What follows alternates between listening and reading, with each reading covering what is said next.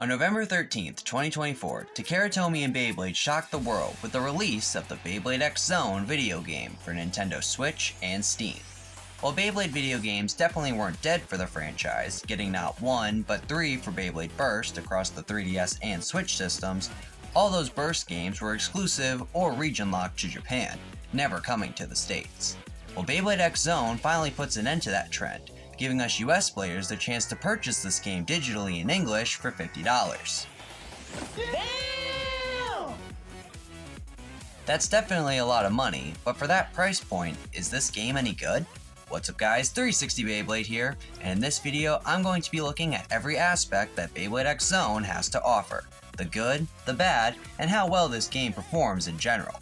Quick disclaimer, this video will contain some spoilers and will be based on the Switch version of the game. So if there are any differences between the Switch and Steam version, be sure to let me know about them in the comments below. Don't forget to like and subscribe too.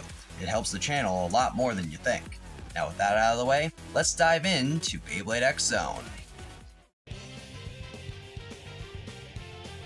Starting off, the stage is set with your character at the bottom of X Tower, your main objective being to reach the top of the X, just like Team Persona's goal in the Beyblade X anime. You start your journey with your partner, Knife Shinobi, a right-spinning attack type with an exclusive recolor that you can only get with the physical Japanese version of the game. The collector in me is raging right now as I unfortunately don't have the physical game, but also like being able to understand what's going on. I guess that's the trade-off here. At the bottom of the X, you'll meet Masato, one of the game's rival characters, who will help you with tutorials for how the game works, launching, battling, etc. The tutorials are fairly simple to learn and you should be able to complete them with ease.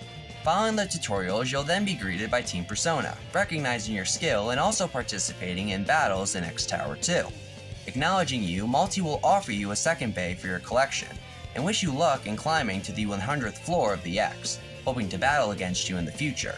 From there, the game opens up, giving you the ability to climb X Tower, customize your bays with new parts, explore new locations in Xone City such as the park, shop, Kumaba Sushi, and battle other bladers to increase your rank. One thing to note is that battles in this game are structured similarly to that of real-life Beyblade X tournament battles. The more bladers you defeat, the higher your rank, and the more Beyblade parts you'll acquire outside of the shop. More on those later. From this point on, you are essentially going to be following a similar story role to Team Persona, battling and trying to get as far up the X as possible. On occasion, you'll meet new characters and will have to face other pro bladers in exhibition matches, using your deck of 3 bays against your opponents, definitely keeping you on your toes. And that's about it for the story. So now, on to the gameplay.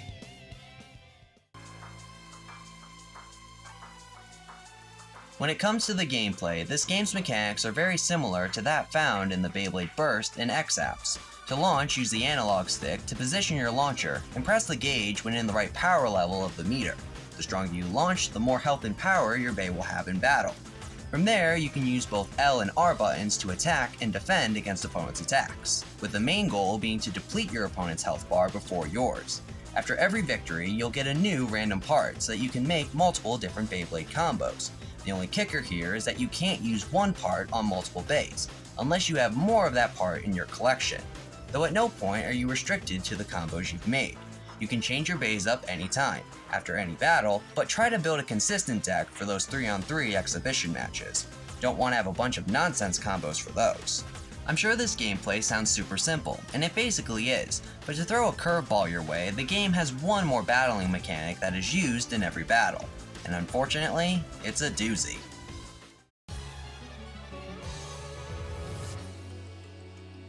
Throughout every battle in Beyblade Xone, you will occasionally cut to these mid-battle clashes, where if you win, you have a better chance of defeating your opponent with an extreme dash or special move. And if you lose, the same thing can be done to you. While the idea behind these mid-battle clashes sounds interesting to make battles more engaging and entertaining, the implementation of these clashes was done completely the wrong way, at least in my opinion, as these clashes are nothing more than digital rock paper scissors games. Now personally, I have no problem with playing rock paper scissors, as I don't have a clue what kind of minigame would work better in its place here. But their inclusion here definitely feels very random and a definite pace killer for the super fast battles that Beyblade X is advertising. I get this game is small, but still, I don't think rock, paper, scissors fits at all. And that is pretty much the game. So what are my overall thoughts of it? Well, with everything I just mentioned earlier, I think my overall rating of this game is going to be a solid 8 out of 10. After playing this game and being the Beyblade fan that I am, I can definitely say that this game has a lot more positive qualities for it compared to its downsides, and performs really well with little to no bad visuals or lag. This game does a good job in teaching you how to play the game, and with it following the standard tournament style of real-life Beyblade X tournaments, it gets the added bonus of letting players experience what tournament battles are like from the comfort of their own home. Aside from the game's small size and the atrocious rock, paper, scissors sections, it's not a bad game by any stretch of the imagination. Adding in some local and online play, and I can see it being a pretty entertaining party game as well. So if you're a hardcore Beyblade fan, definitely give this game a whirl. And if you're maybe more casual or on the fence about playing it, give it a chance, and maybe hope it goes on sale, at least for you Steam users out there. Nintendo fans are unfortunately cooked on this one. What? So that is going to do it for this video. I want to thank you guys so much for watching, and if you enjoyed this one, I also believe you'll like this video here, but YouTube thinks you'll like this video as well. So that's all I have for now. Until next time, this is 360 Beyblade, and I'll see you guys later.